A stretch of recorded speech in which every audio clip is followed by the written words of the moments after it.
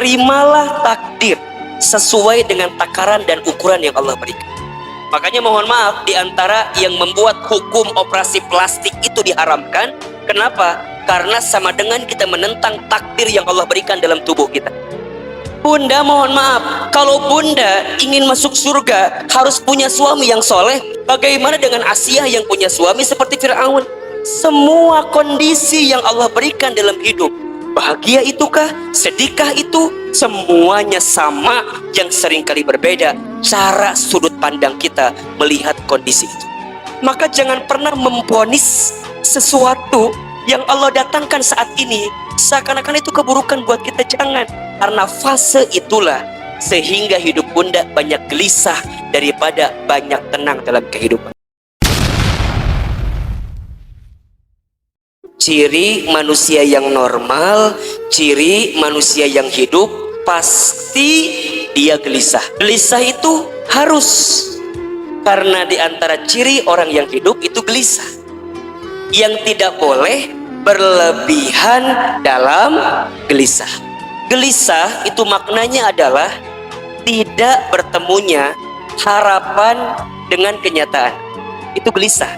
Jadi bunda berharap A, yang datang B, itu namanya gelisah. Dulu berharap punya suami yang soleh, pas sudah rumah tangga dapat suami yang salah. Maka oleh karena itu, ketika bunda mendapatkan kegelisahan, tidak bertemunya antara harapan dengan kenyataan, maka kita harus bisa menghadapinya. Pertama, jawabannya adalah husnuzon. Husnuzon itu berpikir baik, berkata baik, berprasangka baik. Itu husnuzon. Jadi husnuzon itu bukan hanya berprasangka baik, tapi berpikir baik, berkata baik, berprasangka baik. Husnuzon dibagi berapa? 3. 1. Husnuzon kepada Allah. 2. Husnuzon kepada diri sendiri. 3. Husnuzon kepada orang lain. Yang kedua, cara menghadapi kegelisahan itu dengan cara apa? Berusaha menerima takdir. Catat baik-baik, tidak akan ada yang Allah berikan dalam hidup kecuali sesuai dengan takaran dan ukuran Allah. Semut hitam bertengger di batu yang hitam, di gua yang hitam, gelap luar biasa, di malam hari. Manusia tidak bisa menghitungnya, tidak bisa melihatnya, tapi Allah bisa melihatnya atau tidak? Semua atas kodrat dan iradat Allah. Maka berdamailah dengan takdir. Takdir yang kita terima memang itu yang sesuai di mata Allah. Makanya berkali-kali Ahilman juga sampaikan, nahnu bitakhir wallahu bitakdir. Tugas kita itu hanya ikhtiar, tapi semua yang menentukan siapa? Allah. Makanya nanti takdir dibagi dua kan? Ada takdir mubram, ada takdir muallaq. Takdir mubram itu takdir yang tidak bisa dirubah. Kelahiran kita nggak bisa dirubah, kematian kita nggak bisa dirubah, kemudian wajah kita nggak bisa dirubah.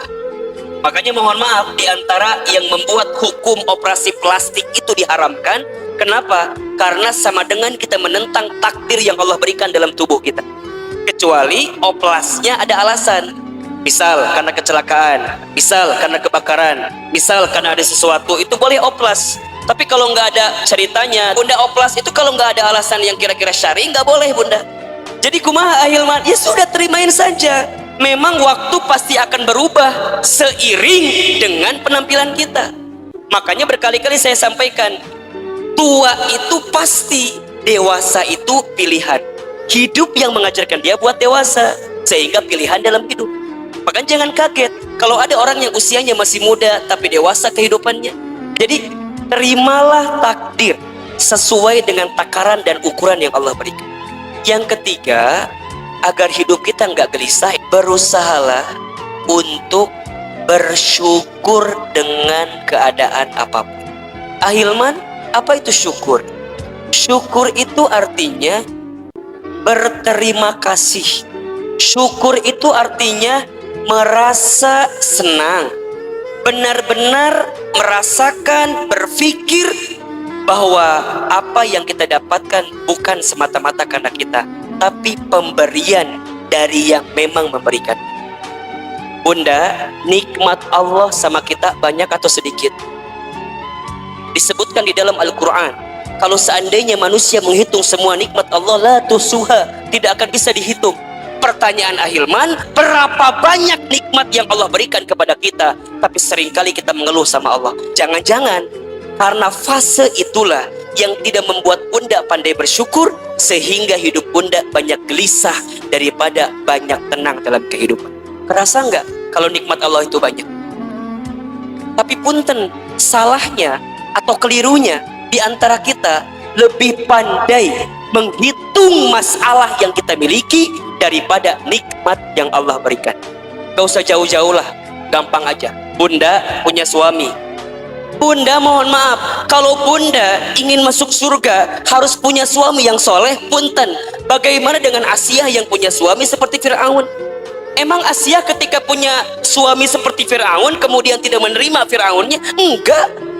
Asia masih terima Fir'aunnya. Walaupun Fir'aun zolim, walaupun Fir'aun kasar, walaupun Fir'aun menganiaya Asia dan keluarganya, tapi Asia sabar, terima kondisi itu. Bahkan kemudian beliau berdoa, ya Allah, nazini baitan fil jannah, gantikan semua keresahan dalam hidupku dengan rumah di surga. Jadi artinya apa? Semua kondisi yang Allah berikan dalam hidup, bahagia itukah, sedihkah itu, lapangkah itu, sempitkah itu, sehatkah itu, sakitkah itu, kayakah itu, miskinkah itu, semuanya sama. Yang seringkali berbeda cara sudut pandang kita melihat kondisi itu. Syukuri apa yang ada, jangan cari yang gak ada. Maka Ahilman, gimana cara kita bersyukur? Satu, syukur dengan hati. Bagaimana caranya Ahilman? Rumusnya dua, terima terbaik. Bagaimana maknanya? Apa yang Allah hadirkan, terima dan berpikirlah, pasti itu yang terbaik.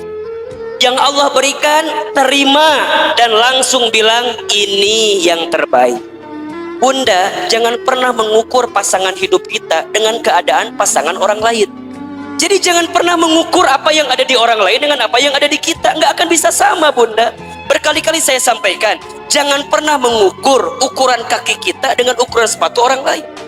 Gak akan pernah ketemu jawabannya. Jadi terima terbaik. Kenapa? Karena Allah itu selalu memberikan kepada manusia sesuai dengan kebutuhan dan kepantasan. Catat baik-baik. Dua, syukur dengan lisan. Tidak ada keluar kalimat lain di lisannya kecuali kalimat apa? Alhamdulillah. Punya anak yang soleh, alhamdulillah. Punya anak yang masya Allah hiperaktif luar biasa, alhamdulillah. Ahilman, kenapa kita harus bilang alhamdulillah dengan semua yang datang? Karena kita nggak pernah tahu di titik mana kebaikan itu akan datang dalam kehidupan kita. Maka jangan pernah memvonis sesuatu yang Allah datangkan saat ini seakan-akan itu keburukan buat kita. Jangan. Karena kita nggak pernah tahu di titik mana Allah akan membalikan semua menjadi kebaikan. Punten, mungkin di sini punya anak-anak. Anak-anak Bunda teh meni masya Allah nggak goda pisan.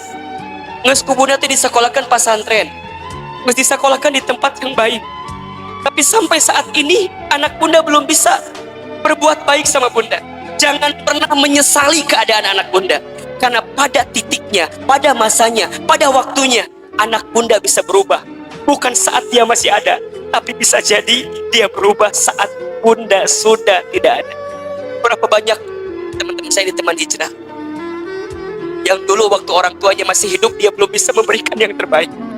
Saat orang tuanya masih banting tulang dulu, masih bolak-balik nyari uang, belum bisa melihat anaknya sholat dengan baik, belum bisa melihat anaknya puasa dengan baik, belum bisa lihat anaknya ngaji dengan baik.